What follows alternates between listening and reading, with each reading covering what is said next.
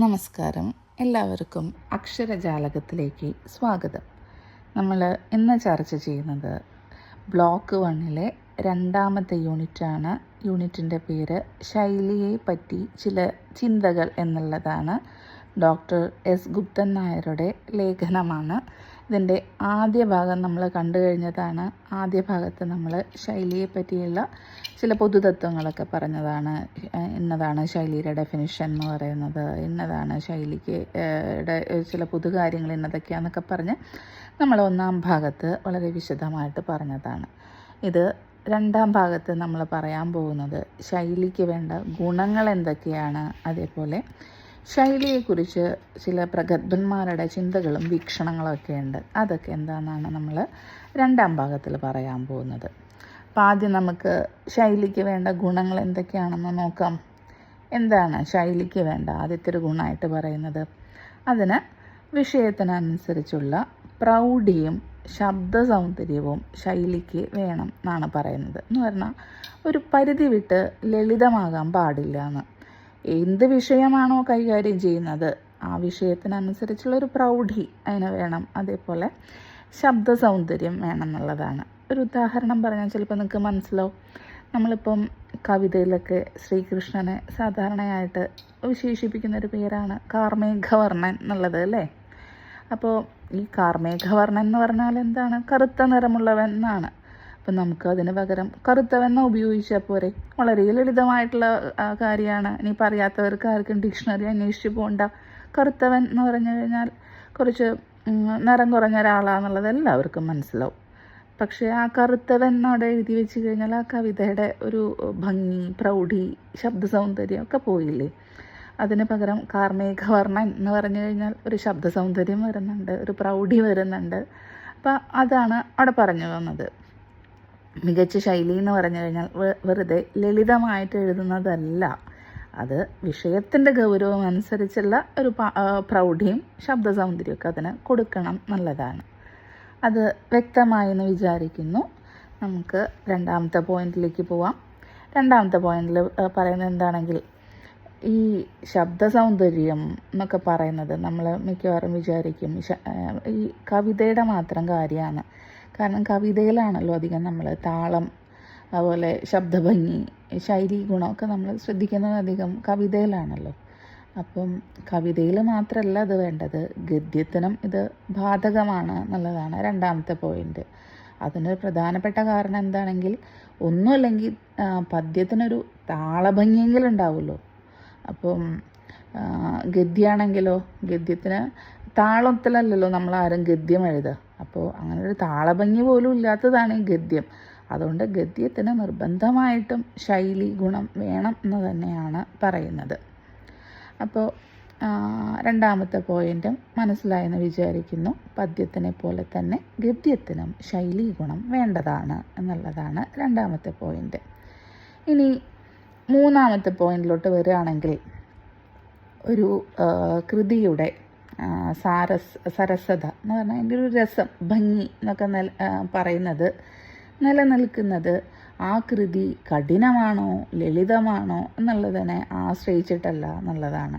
എന്ന് പറഞ്ഞാൽ ഒരു കൃതി വളരെ ലൈറ്റായിട്ട് അവതരിപ്പിച്ചതാണോ ഇല്ലെങ്കിൽ കുറച്ച് കഠിനമായിട്ട് അവതരിപ്പിച്ചതാണോ എന്നുള്ളതിനെ ആശ്രയിച്ചിട്ടല്ല ഒരു കൃതിയുടെ ഭംഗി, സൗന്ദര്യം ഒക്കെ നിലനിൽക്കുന്നത് എന്നാണ് മൂന്നാമത്തെ പോയിന്റ്. അപ്പോൾ ഒരു ഉദാഹരണം പറയാം.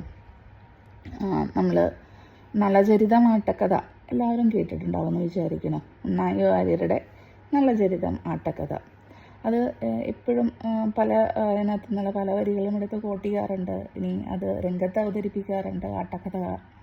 അപ്പം അത് വളരെ പ്രസിദ്ധമായിട്ടുള്ള ആട്ടക്കഥയാണ് എന്ന് വിചാരിച്ചിട്ട് അത് ലളിതമായിരുന്നു. ഒരിക്കലുമല്ല, വളരെ കഠിനമായിട്ടുള്ള ആട്ടക്കഥയാണ് നളചരിതം ആട്ടക്കഥ.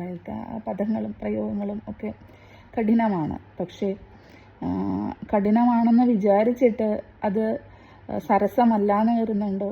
അല്ല, വളരെ സരസമാണ്. അതുകൊണ്ടാണല്ലോ അത് ഇത്രയധികം ചർച്ച ചെയ്യപ്പെടുന്നതും രംഗത്ത് അവതരിപ്പിക്കപ്പെടുന്നതൊക്കെ. അത് വളരെ സരസമായതുകൊണ്ടാണ്, വളരെ ഭംഗിയുള്ളത് കൊണ്ടാണ്, വളരെ രസമുള്ളത് കൊണ്ടാണ്. എന്നാൽ അതേസമയം അത് കഠിനമാണ്. അപ്പോൾ അതിൻ്റെ അർത്ഥം എന്താണ്? ഈ കാഠിന്യവും രസവും തമ്മിൽ യാതൊരു ബന്ധവുമില്ല എന്നുള്ളതാണ്. രണ്ടും ഈക്വലി പ്രൊപ്പോർഷണൽ അല്ല, രണ്ടും തമ്മിൽ അങ്ങനെ ഒരു ബന്ധം ഇല്ല എന്നുള്ള ആണ് പറയുന്നത്. കഠിനമാണെന്ന് വിചാരിച്ചിട്ട് അതിൻ്റെ സൗന്ദര്യത്തിന് ഒരു കുറവും വരുന്നില്ല എന്ന്. എന്നാൽ തിരിച്ചാണെങ്കിലോ, ഇപ്പം ഒരു കൃതി വളരെ ലളിതമാണ് എന്ന് വിചാരിച്ചിട്ട് അതിന് സൗന്ദര്യം ഉണ്ടാവണമെന്ന് നിർബന്ധമുണ്ടോ? അതുമില്ല. അപ്പോൾ അതിനൊരു ഉദാഹരണമാണ് ഭഗവത്ഗീത എന്ന് പറഞ്ഞ നാടകം. വളരെ ലളിതമായ നാടകമാണ്, പക്ഷേ അത് പ്രത്യേകിച്ച് നളചരിതമൊക്കെയായിട്ട് കമ്പയർ ചെയ്യുമ്പം പ്രത്യേകിച്ചൊരു രസം ഒന്നും അതിനില്ല, ഒരു സൗന്ദര്യ ഭംഗിയും ഒന്നും പറയാനില്ല, അല്ലെങ്കിൽ നളചരിതത്തിൻ്റെ പോലെ മികച്ചതാണെന്ന് അവകാശപ്പെടാനുമില്ല. എന്ന് പറഞ്ഞാൽ എന്താ അതുകൊണ്ടൊക്കെ ഉദ്ദേശിക്കുന്നത്?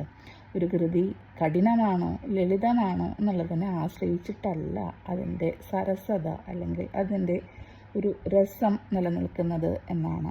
കഠിനമായ കൃതിയും മികച്ചതാകാം, എന്നാൽ ലളിതമായി എന്ന് വിചാരിച്ചിട്ട് ഒരു കൃതി മികച്ചതാകണമെന്നൊരു നിർബന്ധവും ഇല്ല എന്നാണ്.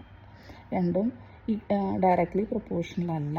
ഒരു എന്ന് പറഞ്ഞാൽ ഒന്ന് സരസമാണ് എന്ന് പറഞ്ഞു കഴിഞ്ഞാൽ അത് ലളിതമാണ് എന്നർത്ഥമില്ല. തിരിച്ചും അങ്ങനെ തന്നെ. വ്യക്തമായി എന്ന് വിചാരിക്കുന്നു. അപ്പോൾ ഇനി അടുത്ത കാര്യം എന്താ പറയാനല്ലെങ്കിൽ, നമ്മൾ നേരത്തെ പറഞ്ഞ കാര്യം തന്നെ, പദ്യത്തിനാണ് താളം, ലയം, ഭംഗി ഒക്കെ ഉള്ളത്. ഇതൊക്കെ തന്നെ ഗദ്യത്തിനും വേണം എന്നാണ് അടുത്തൊരു പോയിന്റ് പറയുന്നത്. അത് നമ്മൾ നേരത്തെ വിശദീകരിച്ച് പറഞ്ഞതാണ്. ഇനി അടുത്ത കാര്യം പറയുന്നത് എന്താണെങ്കിൽ, നമ്മൾ ഈ കവിതയിലാണ് അധികം വരുന്നത് കേട്ടോ, പദവക്രതകളുണ്ട്. പദവക്രത എന്ന് പറഞ്ഞു കഴിഞ്ഞാൽ ഈ പദങ്ങളെ വളച്ചൊടിച്ച് പറയുന്ന രീതി. വക്രത എന്ന് പറഞ്ഞു കഴിഞ്ഞാൽ വളച്ചൊടിക്കുക എന്നുള്ളതാണല്ലോ അർത്ഥം. ഈ പദവക്രതകൾ, അതുപോലെ തന്നെ ബിംബകൽപ്പന എന്ന് പറഞ്ഞു കഴിഞ്ഞാൽ എന്താണ്? സിംബോളൈസ് ചെയ്യുക എന്ന് പറഞ്ഞാൽ കുറച്ചുകൂടെ നിങ്ങൾക്ക്, സിംബോളിഫിക്കേഷൻ എന്ന് പറഞ്ഞാൽ നിങ്ങൾക്ക് കുറച്ചുകൂടെ മനസ്സിലാവുമെന്ന് വിചാരിക്കുന്നു. ഒന്നിനെ വേറെ ഒന്നിനോട് താരതമ്യപ്പെടുത്തിയിട്ട് പറയുന്നൊരു രീതി ഉണ്ടല്ലോ, സിംബോളിഫിക്കേഷൻ. അതാണ് ഈ പറയുന്ന ബിംബകൽപ്പന എന്ന് പറയുന്നത്. അപ്പം ഇതൊക്കെ ഇപ്പോൾ ഒരു ഉദാഹരണം പറഞ്ഞ കേട്ടോ ബിംബകൽപ്പനയ്ക്ക്. ഇപ്പോൾ വീണപൂവിലെ ഒരു വരിയാണ്, വളരെ പ്രസിദ്ധമായിട്ടുള്ള വരിയാണ്. ഹാ പുഷ്പമേ അധിക തുങ്കപദത്തിലെത്ര ശോഭിച്ചിരുന്നതൊരു രാജ്ഞി കണക്കേ നീ. അപ്പം ഒരു പുഷ്പത്തിനെ ഒരു രാജ്ഞിയോട് ഉപമിക്കുകയാണ്. രാജ്ഞിയെ പോലെയായിരുന്നു ഒരു പുഷ്പം എന്നുള്ളതാണ്. ആ പുഷ്പമാണിപ്പോൾ തറയിൽ വീണ് കിടക്കുന്നത്. അപ്പം അങ്ങനെ വരുന്നതിനെയാണ് നമ്മൾ ബിംബകൽപ്പന അല്ലെങ്കിൽ സിംബോളിഫിക്കേഷൻ എന്നൊക്കെ പറയുന്നത് അല്ലേ. ഇതൊക്കെ എന്തിൻ്റെ രീതികളാണ്? ഈ പദവക്രതയും ബിംബകൽപ്പനയും ഒക്കെ എന്തിൻ്റെ രീതികളാണ്? പദ്യത്തിൻ്റെ രീതികളാണ് അല്ലേ. പദ്യത്തിലാണ് നമ്മൾ സാധാരണയായിട്ട് ഈ വക അലങ്കാരങ്ങളും ഒക്കെ കാണാറുള്ളത്. ഉപമ, ഉൽപ്രേക്ഷ, അതുപോലെ അങ്ങനെയുള്ള അലങ്കാരങ്ങൾ, അതുപോലെ ബിംബകൽപ്പനകൾ, പദവക്രതകൾ, അങ്ങനെയുള്ള കാര്യങ്ങളൊക്കെ നമ്മൾ സാധാരണ പദ്യത്തിലാണ് കാണാറുള്ളത്. അപ്പം ഈ ഒരു അലങ്കാര ഭംഗി ഇല്ലെങ്കിൽ ഇതേപോലത്തെ ഒരു ശൈലീ ഗുണം നമ്മൾ ഗദ്യത്തിലും കൊണ്ടുവരണം എന്നാണ് ഇവിടെ ഉദ്ദേശിക്കുന്നത്. അത് ക്ലിയറായി എന്ന് വിചാരിക്കുന്നു. പദ്യത്തിലുള്ള പദവക്രതയും ബിംബകൽപ്പനയും ഒക്കെ ഗദ്യത്തിലും കൊണ്ടുവന്നാൽ കൊള്ളാം എന്നുള്ളതാണ് ഇവിടെ പറയുന്നത്.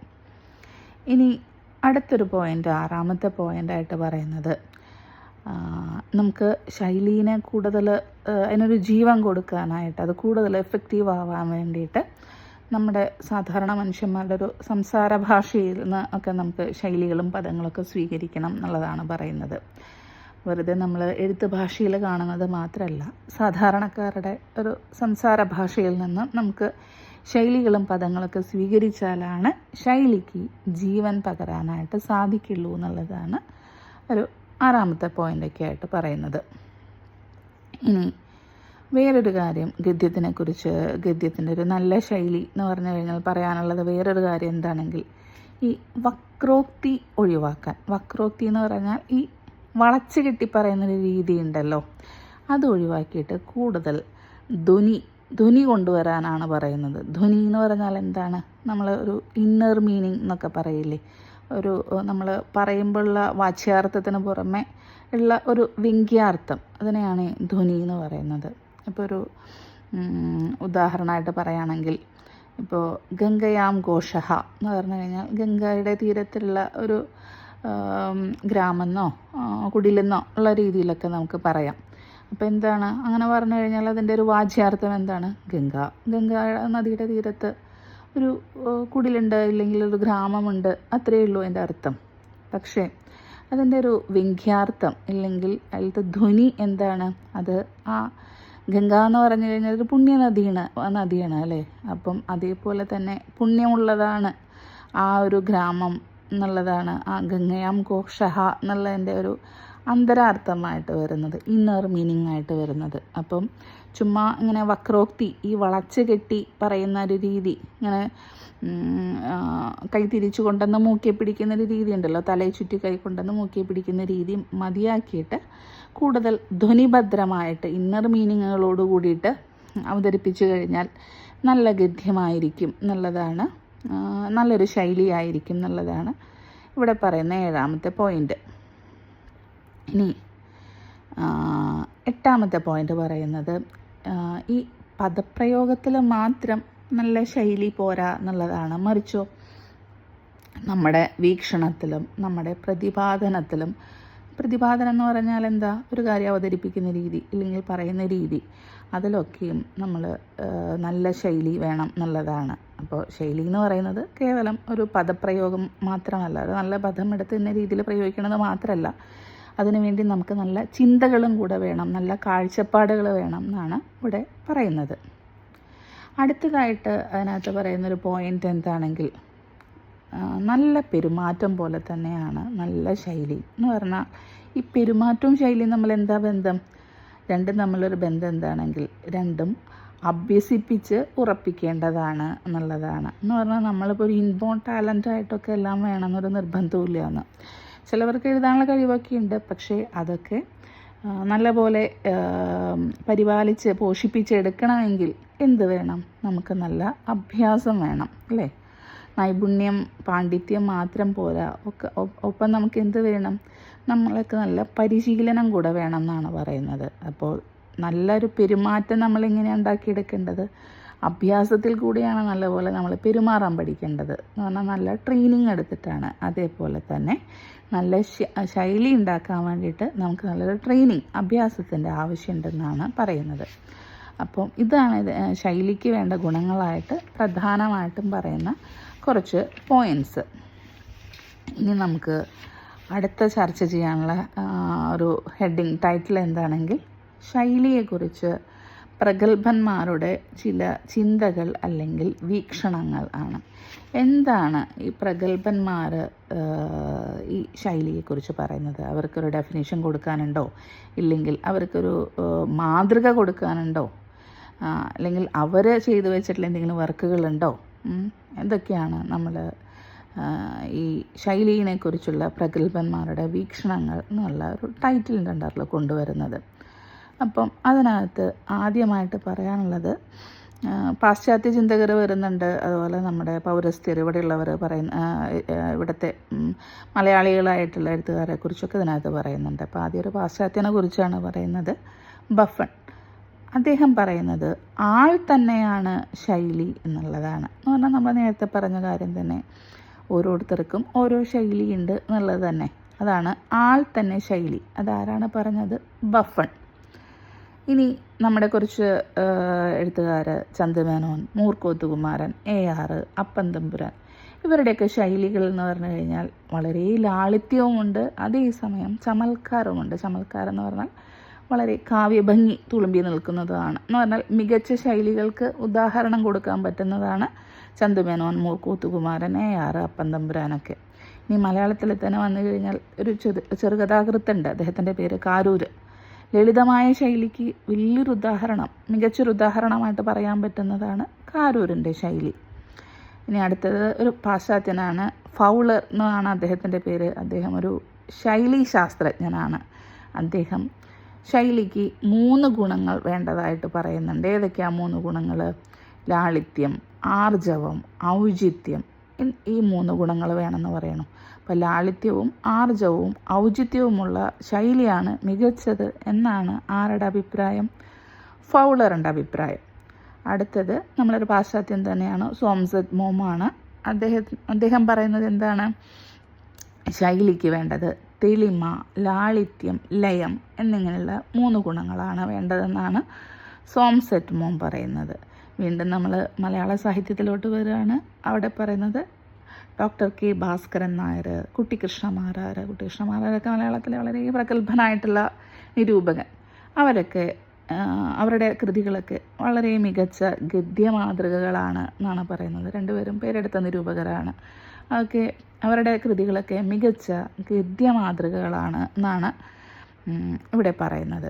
അപ്പോൾ നമ്മൾ പാശ്ചാത്യരായിട്ടുള്ള ബഫണിനെക്കുറിച്ചും ഫൗളറെക്കുറിച്ചും സോമർസെറ്റ് മോമിനെക്കുറിച്ചും പറഞ്ഞു.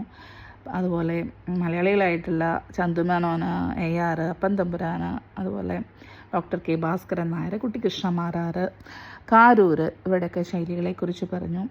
അവരുടെ ചില ചിന്തകൾ, വീക്ഷണങ്ങൾ പങ്കുവെച്ചു. അതൊക്കെയാണ് ഈ ശൈലിയെക്കുറിച്ചുള്ള പ്രഗത്ഭന്മാരുടെ വീക്ഷണങ്ങൾ അല്ലെങ്കിൽ ചിന്തകൾ എന്ന് പറയുന്ന ഈ ഒരു ടൈറ്റിലിൻ്റെ അണ്ടറിൽ വരുന്നത്. അപ്പം നമ്മൾ ഈ ചാപ്റ്ററിനെ 2 ഭാഗങ്ങളായിട്ട് ഒതുക്കിയിരിക്കുകയാണ്. 3 ഹെഡിങ്ങുകളിൽ അണ്ടറിൽ കൊണ്ടുവന്നിരിക്കുകയാണ്. ഇതൊക്കെ അതിനെ ഒരു ക്യാപ്സ്യൂൾ ടൈപ്പാക്കി മാറ്റിയിരിക്കുന്നതാണ്. നിങ്ങൾ ടെക്സ്റ്റ് ബുക്ക് വായിച്ചു കഴിഞ്ഞാൽ ഇതിനകത്ത് കൂടുതൽ വീണ്ടും ഒരുപാട് ചർച്ചകൾ കാണാനായിട്ട് പറ്റും. പക്ഷേ നമ്മൾ അതിൽ നിന്നൊക്കെ എടുത്തിട്ട് അതിൻ്റെ ഒരു സാരാംശം എടുത്തിട്ട് പോയിൻ്റ് ഔട്ട് ചെയ്ത് പറഞ്ഞിരിക്കുകയാണ്.